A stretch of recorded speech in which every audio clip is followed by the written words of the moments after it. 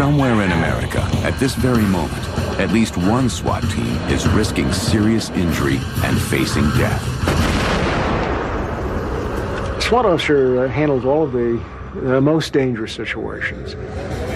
When the situation escalates beyond the point where patrol officers can create a peaceful resolution, the call for the SWAT team goes out. This is not just a job for them, this is a calling. Their skill, training, and teamwork allow them to end 90% of all incidents without firing a shot. And yet, the danger is always present. Hey, police, search warrant! In Texas in the last year, we've lost 4 SWAT officers.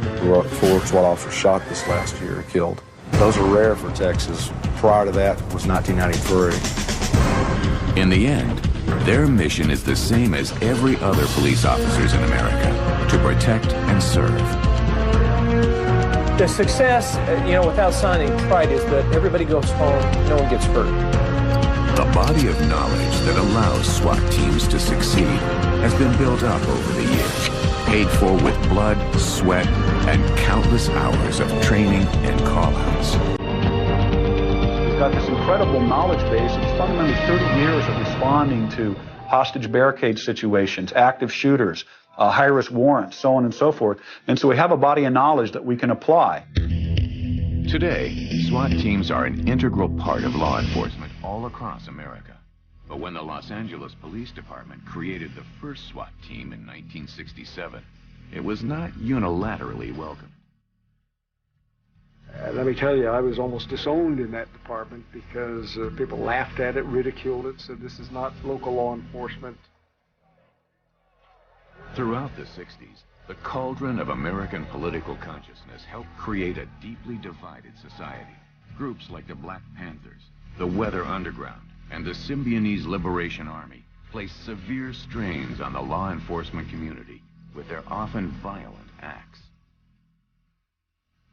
Law enforcement was running around at that time, me being one of them, with a .38 revolver, and not a clue. We were being confronted with 3 and 4 and 5 terrorists. And as we began to get undercover officers inside them, it became apparent that we were woefully inadequate. Adding to social unrest at the time were the 1965 Watts riots. The Los Angeles Police Department sent so many officers to deal with the urban unrest that the LAPD became essentially immobilized. When officers were brought in from various parts of the city to respond to the Watts riot, adding more and more and more to the equation actually became counterproductive. Too many LAPD officers at the scene of the riot caused confusion and chaos. There was no procedure in place to deal with the enormous influx of manpower. At the same time, individual acts of extreme violence occurred in a way in which they never had before. On August 1st, 1966, a heavily armed Charles Whitman climbed the tower at the University of Texas and started shooting.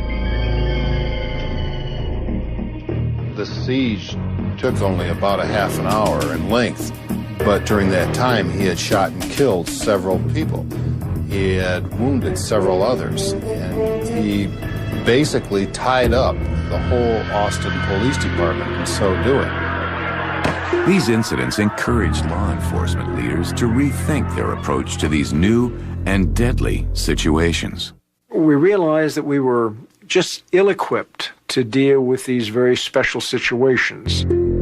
Within the hierarchy of the Los Angeles Police Department, the discussions to develop new strategies to deal with the changing realities were spearheaded by one of the LAPD's rising stars, the future chief, Daryl Gates. The key guy, in my opinion, was Daryl Gates, because he had the influence in the upper management part of the department to be able to bring it off. And so Gates is looked at by LAPD SWAT as kind of the father of their SWAT team, and rightly so. Beginning in 1967, Gates was able to push through the creation of a tactical team within the LAPD. Their equipment was scavenged from items confiscated by police officers and reconditioned by the LAPD's armorer. Their first vehicle was a retrofitted bread delivery truck. And then we came up with the acronym SWAT. And initially, we came up with Special Weapons Attack Teams. I took that to my boss, and he just shook his head and said, no way. So we went back and came up with a different acronym, Special Weapons and Tactics, because that's what it really is. The officers were all drawn from within LAPD. They were assembled into 15 four-man teams. The first group of men that were brought into SWAT had just come back from the war, come back from the Vietnam War, some had been in the Korean War. And their forte was military operations, special operations type work and maneuvers. We looked at the tactics that the military used and were grounded in, and some of those tactics did not apply to domestic law enforcement. So we started making subtle changes. Acceptance of the new unit did not come easily. It was a bit of a controversial component of law enforcement because the notion that law enforcement is supposed to be a bunch of civilians who are policing other civilians in the United States is a very, very powerful tradition. But it wasn't long before the SWAT concept was put to a severe test. In December 1969, the Black Panthers created a barricaded building in Los Angeles where they were conducting illegal activities. The local LAPD captain went to talk to them.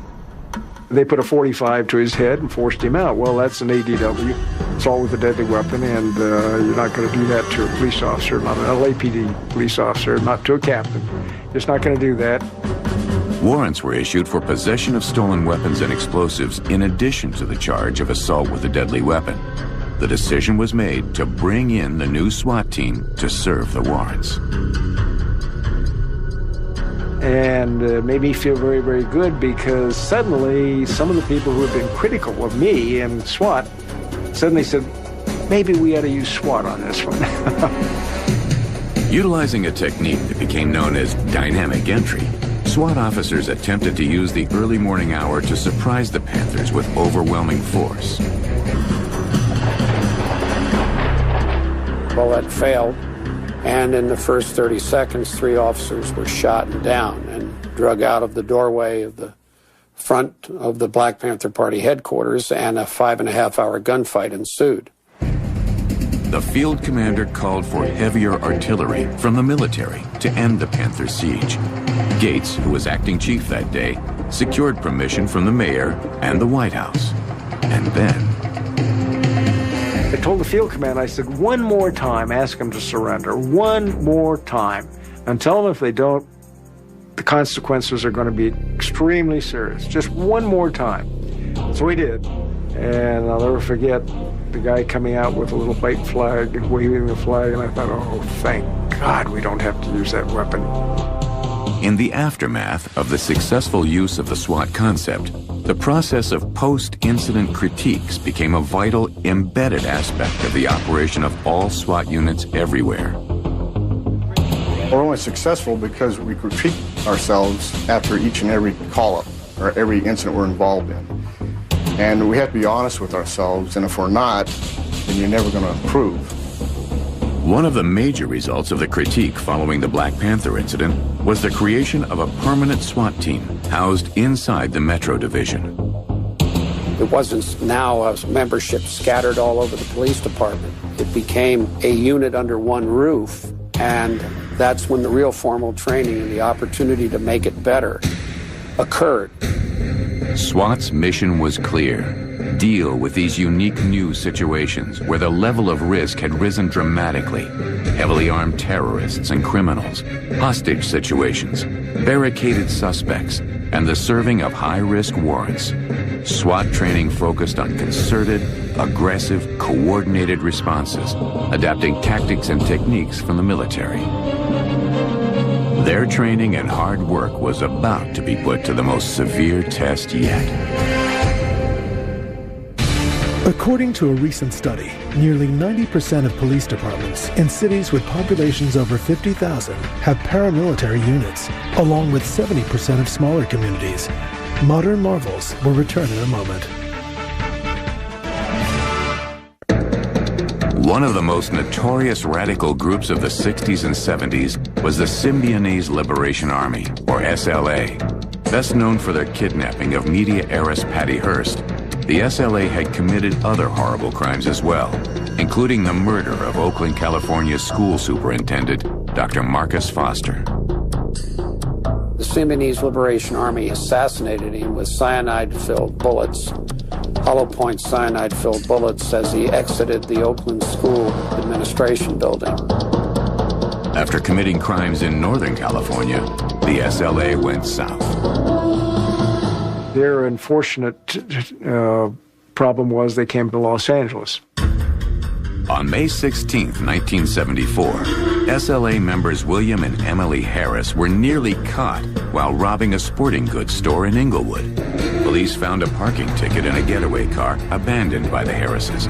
It was issued in front of a house in South Central LA, which led them to the SLA's new hiding place. The next day, May 17, 1974, SWAT, other LAPD officers, the FBI, and additional law enforcement personnel converged on the house. At 5:45 in the afternoon, using a bullhorn, SWAT announced their presence and called for those inside to come out with their hands up. Ron McCarthy was a new member of the SWAT team with 14 years on the force. A little boy about 9 years old and a man about 25 or 30 exited. The little boy said, well, there's people inside and they have bullets across their chest like this, and he demonstrated with his arms. And the man said there was only an old lady in there. Who would you believe? The SWAT team took up positions and asked again for those inside to surrender and exit. After the 18th request to surrender, SWAT acted. We then fired tear gas and were met with an incredible level of full automatic weapons fire from the machine guns they had inside. We're taking automatic fire front and back from this location. They're much better armed than we are. The house caught on fire. The people inside kept firing out of the house, and we tried to get them to surrender over and over again. The woman who apparently owned the home, she came staggering out.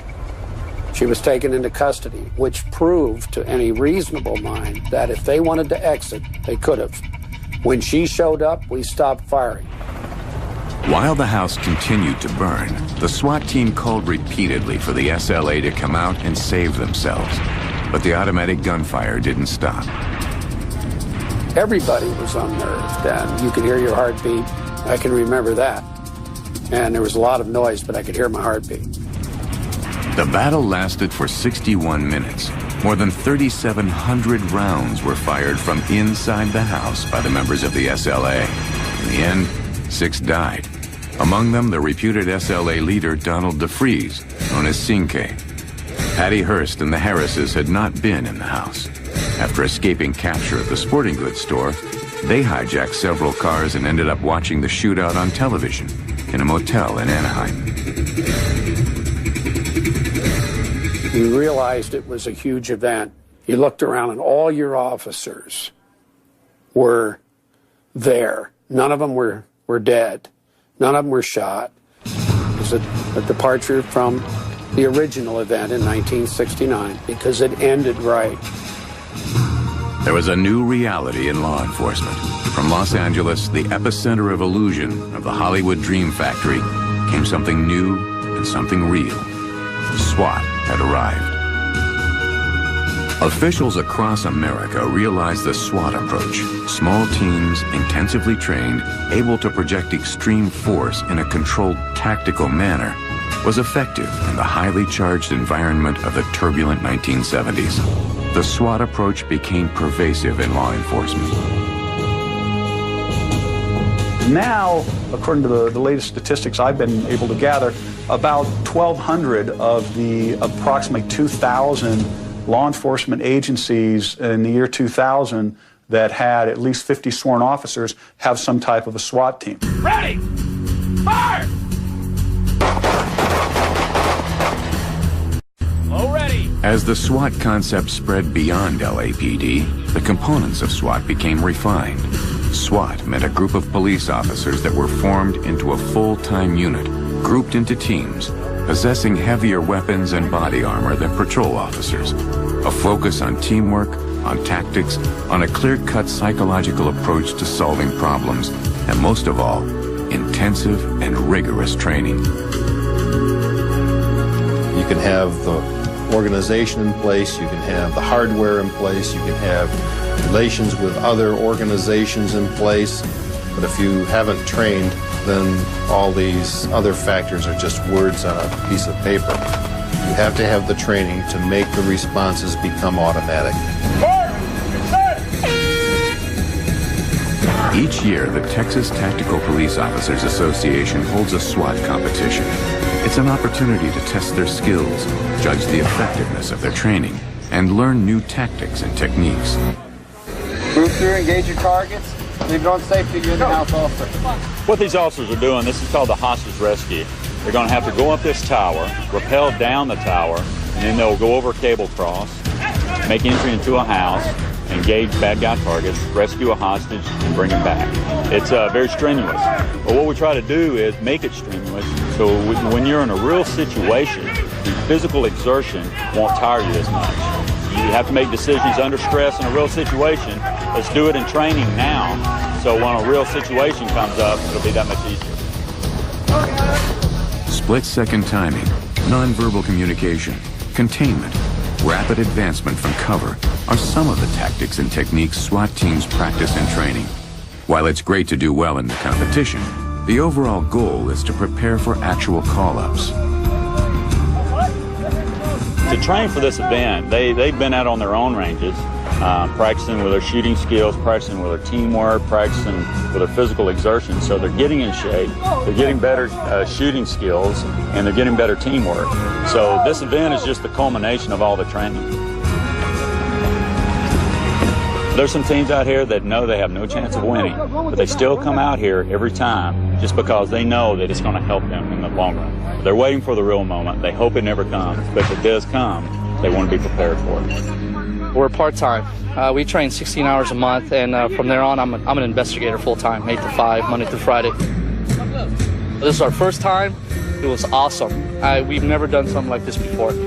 It was incredible. It really teaches us something about ourselves and our SWAT team, what we need to do. We learn new tactics from the rest of the guys. We're going to come back again next year and try to do better. All of the training and all of the years of SWAT activity have resulted in a track record of significant positive achievement. Professor David Klinger is collecting raw SWAT data and interpreting the results for a Department of Justice study. It's very rare that the SWAT team shoots somebody, and so that is why the term a life-saving resource is something that would be appropriately applied to SWAT. Because when SWAT comes in, it reduces the likelihood that a hostage is going to be injured. It reduces the likelihood that innocent citizens outside of the control of the hostage taker will be injured, reduces the likelihood that police officers are going to be injured, and finally reduces the likelihood that the suspect is going to be injured. But the type of work that SWAT teams do carries inherently greater risk than regular police work. Which raises the question, why join SWAT? What type of officer opts for the extra risk? SWAT work is a different category of police work. And the guys and gals that get into SWAT are a little bit more athletic typically, a little bit more interested in thinking about the way to resolve problems, a little bit more interested in the cat and mouse of dealing with high-risk situations. And so they are different, but remember, they come from law enforcement. In 1990, Michael Finley was a young Dallas PD officer applying for SWAT duty. And they said, Mike, why do you want to be a tactical officer? And I said, the best thing that came to my mind, I said, if you're going to be a bear, be a grizzly bear. So, and they looked at me for about 5 seconds. I thought I blew the interview, and then they started busting out laughing. They said, okay, that's what we want. I would say that it is, in fact, more dangerous. But I would also say that one of the reasons why we don't lose more SWAT officers is because they are so well trained and because they are so well equipped. They can go into incredibly, incredibly dangerous situations and come out on top through superior thought, superior preparation, superior tactics, superior execution of plans, and superior equipment. I think there's a certain pride that's part of this. I think that's a very major part of it. You'd like to think you're among the best when you're doing this sort of thing. It is a preferred job also because you're on the cutting edge of research. They will develop techniques and tactics in SWAT operations, which later on can be used in the patrol force. With time, with training, with the extra risk, the rewards accrue both to the SWAT team member, to all police officers, and to society at large.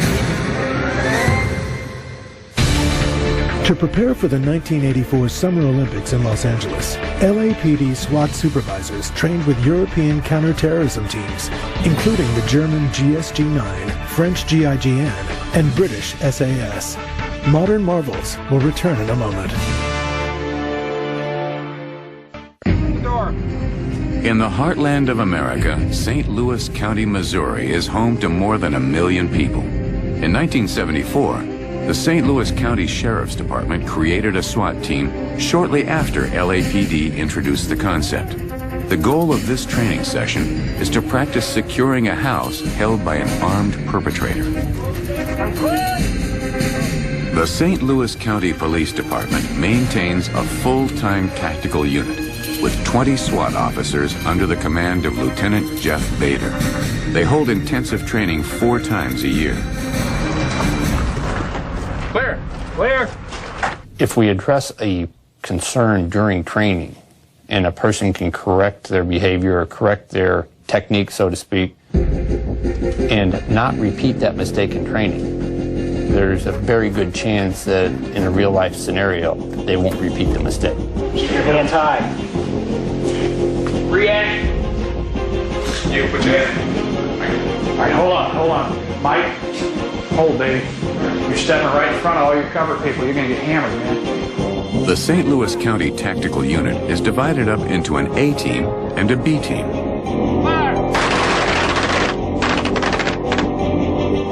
Their tactical team deployment vehicle is a recent upgrade. When we get a chance, we're going to train with the new winch. It's a 9000. It's about 3 times as powerful as the last one we had. One item utilized by SWAT teams everywhere is a non-lethal device called a flashbang. Hey, police, search warrant! The noise and the light incapacitate perpetrators for only a few seconds, but often it's time enough for the situation to be brought safely under control. When we do this drill, there may not be anybody in your zone. There may be an unarmed mannequin in your zone. If there is somebody with a gun in your zone, you're going to shoot him. When confronted with a barricaded suspect, either holding a hostage or alone, SWAT teams use both old tools, like mirrors, and new tools, like tiny video cameras, to help them find the perpetrator and end things peacefully. Come on, step out. Let me see your hand. Suspect in custody coming out. Every SWAT team has their own approach to armaments, but all have submachine guns like the AR-15 that can fire fully automatic or semi-automatic rounds. In addition, their sidearms are sometimes modified for lighter release, allowing for more rapid firing.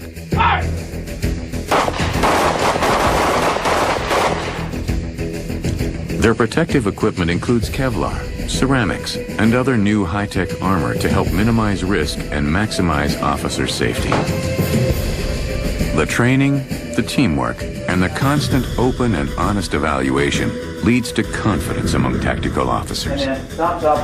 No matter what situation I'm placed in, I'm going to come out of it. And that's always been my philosophy, never to give up and always come home. And to this point, it has panned out for me. Like most tactical personnel, Officer Mullins has more than one skill. In addition to being a SWAT team sniper, she's also a helicopter pilot. I think people find it maybe a little intriguing that a woman can do all these things, and that's fine, but I can be a role model for some youngsters coming up, you know, trying to decide what they want to do with their careers and their lives. Hands! Hands up! Show your hands! Get your hands up now! Perhaps the most difficult decision tactical teams must make is when to wait and when to shoot. More than once, the people will give you the justification that you would need to be within the legal guidelines for losing force. A win for us is when everybody goes home and nobody is killed. And we try to strike that fine balance between not putting yourself in risk of death, but not taking a life when it doesn't need to be taken. One particular call-out informs that critical moment of decision-making for the St. Louis County Tactical Unit. We went to a suicide in progress with an individual who was very irrational. Many times during the call-out, he stated he wanted us to kill him. He stated he was going to kill himself. He would step out onto the front yard of the residence looking for officers on containment with a gun in his hand. He would tell our negotiator, yeah, I see this guy and I'm going to shoot him. We knew from our positions and where he was looking that he didn't see anybody. The team held their fire and held their positions. The standoff continued. By morning, not much had changed. The assumption on our part was that he was either very, very intoxicated or on drugs. We then breached the second door in the house, and we went back to the first door that we breached and stuck a gun out the door and was pulling the trigger on the gun. Still, the team held their fire, despite the long hours, the fatigue, and the perpetrator with a gun. In the meantime, a second entry team had worked their way through the house, and using a distraction device and less lethal rounds, they were able to confront him and take him down. The coda to the incident is what makes it such a potent touchstone for the St. Louis Tactical Unit. The day after the incident, the negotiator visited the perpetrator in the hospital where he was being treated for minor cuts and bruises. He said, I don't know what happened yesterday. He goes, I don't do drugs. He goes, I don't drink. I got a 40-hour-a-week job. I am not suicidal.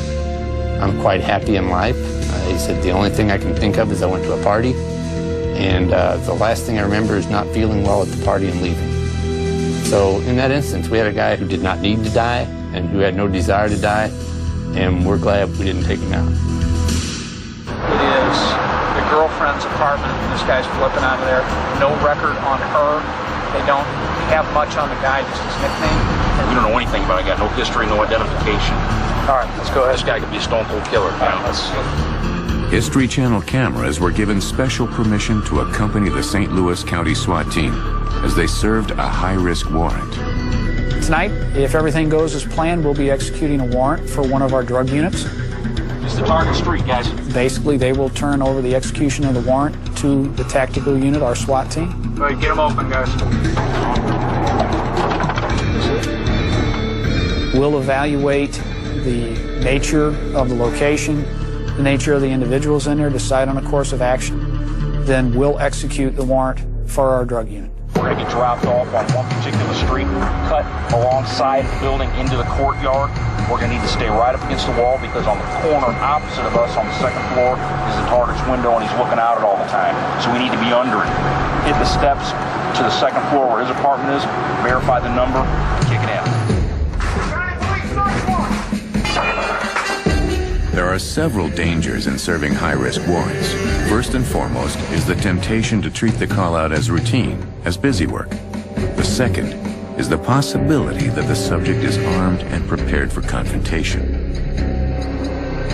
After a long day of training, fatigue must fall away, replaced by the finely tuned skills achieved through practice and experience.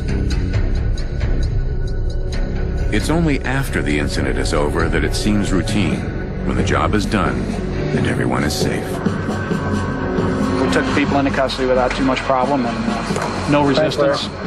That's the way we like to do it. A little bit of excitement, but not too much. The LAPD SWAT team currently handles approximately 100 barricaded suspect incidents and more than 120 high-risk warrants a year. Modern Marvels will return in a moment. Selection of SWAT team members is critical to the team's success. Not everyone possesses both the physical skills and the temperament to undertake the dangerous tasks asked of SWAT. To be considered for the LAPD SWAT team, officers must have 4 years on the force and 1 year in Metro before applying. What I'm looking for is folks that are bright, that are physically fit, and that work well in a team environment. We work as a team. We'll either succeed together or we will fail together. And you got to understand that. If the suspect looks out from a hiding area or from around a corner, if he makes eye contact with a scout, you better see a muzzle in addition to that. Working and training together allows them to adjust their approach to rapidly changing situations. There is no one scenario that's, very easy, and there's one that's very difficult, because there's just twists along the whole thing, and that's also the attraction of it, because you kind of never know what you're going to get. One colorful incident with several tense moments threatened the Los Angeles airport for hours. We had the Rainbow Man out at a hotel by the airport some years ago. He's barricaded in his hotel room with a maid that he took hostage. The perpetrator, known to many in the Los Angeles area as a colorful cheerleading fan at professional sporting events, claimed he had bombs, caustic chemicals, and a gun with which to shoot down airplanes. The maid had locked herself in the bathroom and called from inside the bathroom to communicate her status. Next came careful planning and intelligence gathering. All the rooms throughout the whole hotel are the same floor plan. So we went down 3 floors down and determined exactly how we were going to go about doing the rescue. The plan called for explosive entry through the door to the room and through the actual wall from the hall directly into the bathroom. Blew the door, went in, caught him laying on the bed with his gun at his feet, and he just sitting back with his hands behind his head, just as calm as can be, and said, well, you guys didn't have to come in like that. So he was just a nutcase. We took him into custody with no injury to him or anybody else. It was fun. That's why I keep doing this, because to me it's fun. A week later, the hotel and the maid presented the LAPD SWAT team with a giant cookie as a token of their appreciation for their work. But not all perpetrators turn out to be so relaxed when confronted with the effects of their violent actions. If I had to make a list, number one would definitely be North Hollywood bank robbery out 97. Branch number 384 of the Bank of America sat on Laurel Canyon Boulevard in North Hollywood. It was February 28, 1997. That day started out just like another ordinary day. I was at the police academy ready to go on a run with a couple other guys, and one of the SWAT officers, Donnie Anderson, came driving up and said that there was a robbery, bank robbery. Suspects were armed with automatic weapons, and there was officers down at the scene. Anticipating possible police response, the perpetrators were heavily armed and covered from neck to toe in body armor. For over 30 minutes, they fired shots from their weapons with complete abandon. So when they exited the bank, the patrol officers were there. They challenged them verbally, and immediately they were met with literally hundreds of rounds of automatic weapons fire, semi-automatic weapons fire with armor-piercing rounds. Racing through rush hour traffic, SWAT team members arrived on scene some 31 minutes after the call went out. It's one of those incidents where you get on scene and it's just absolute chaos. The noise of people screaming, the noise of people going to ground and hiding, and the helicopters. And in the backdrop of all this chaos is automatic gunfire from high-powered rifles. It was obvious that time was of the essence. The sounds of gunfire continued. To hear it that loud and that consistently, just boom, boom, boom, boom, boom, boom, boom, ongoing, not stopping, it kind of makes the hair on the back of your head stand up a little bit. As the shooting continued and patrol officers contained the perpetrators, SWAT team members got in their car and headed toward the sound of gunfire. One of them was SWAT veteran Stephen Gomez. I could see a pickup truck and a small compact vehicle parked next to it. The small compact had its trunk up. You could see an individual moving around, and as we got closer, we could see bullet holes in the windshield of the pickup truck. And we see that the driver in the pickup truck who's trying to drive away is the suspect. He's got a ski mask on, and he's got an M16 kind of holding it at a port arms position while he's trying to start the pickup truck. All the hours of training paid off, resulting in effective, near-automatic responses. I leaned out the window, turned, and then I put several rounds into the windshield to try to stop the suspect. He rolled out of the pickup truck and ran to the back of that small compact car. The suspect continued to fire wildly with his heavy weapons arsenal. It was like all heck broke loose. It was constant automatic fire. And I was, as I was crawling across that seat, which probably only took probably 2-3 seconds to get out of that car, but it seemed like eternity because I could hear his firing. And the first thought in my mind was, the very first thought was, I said, Lord, please look out for us. The 3 SWAT officers ended the robbery and shooting spree by shooting and killing the last perpetrator. Adrenaline kicks in, and all those things that your body goes through, those changes when you're in that fight or flight syndrome, all kick in, and I'm here to tell you, everything kicked in that day. 10 patrol officers had been wounded, along with 6 civilians, but only the perpetrators were killed. The effectiveness and the necessity of the LAPD SWAT team was proven once again. The North Hollywood shooting was what SWAT's original intent was, and that was to respond to an incident when patrol officers were doing as good a job as they possibly could, but they were not capable of ending it. And that was the real reason SWAT was formed. Like public servants everywhere, Sergeant Gomez is unwilling to accept anything other than the recognition that he performed his duty.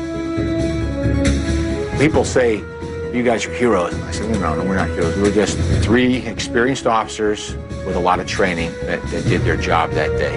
Now that's what confrontation and aggression in a measured and controlled and well-trained way creates. It creates success on the part of the police. With skills refined and honed by training and years of successful call-ups, LAPD's SWAT team continues to demonstrate the value and the importance of SWAT. The LAPD trains for all types of scenarios, utilizing past incidents and contemplating various possibilities that may occur in the future. In my mind, you never become an expert, because as soon as you start thinking you're an expert in SWAT tactics and you know everything there is to know about tactics, something is going to bite you that you've never encountered before. So you constantly have to be trying to learn new ways of doing things and constantly be trying to improve yourselves. In addition to training and experience, another vital reason for the success of the LAPD's SWAT team is the equipment they use. Many of the weapons are modified by their full-time armorer, Jim Moody.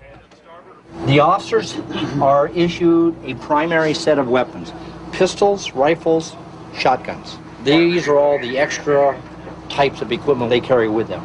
These weapons up here are the 37mm gas guns with 6 shots. They'll also come, and they look like this for a single shot. While tear gas has been a staple of the SWAT arsenal from the beginning, in recent years, law enforcement has been able to utilize new, less lethal options, including rubber bullets, beanbags, and special crowd dispersal rounds. Another new piece of equipment is the SWAT Command and Control Vehicle.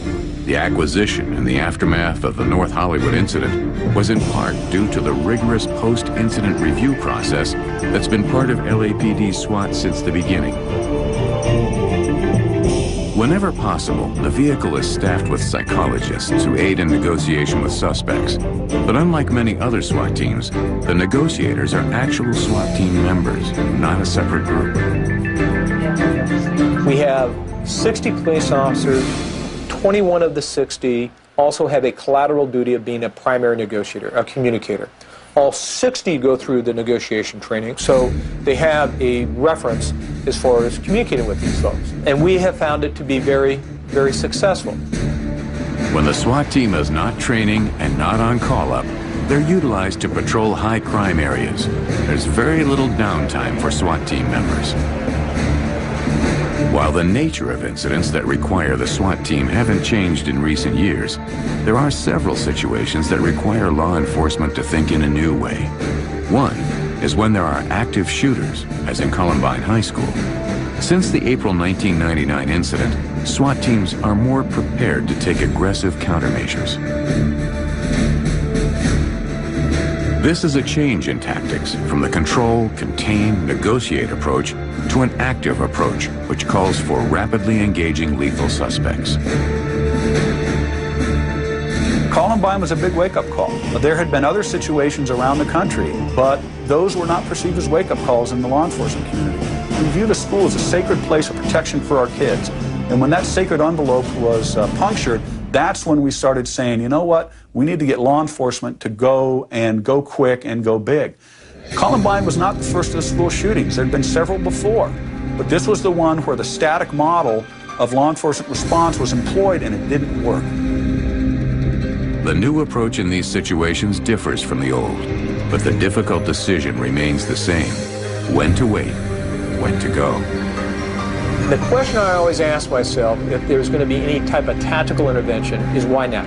Why now versus 20 minutes ago or 30 minutes ago, or why now versus 30 minutes from now, 40 minutes from now?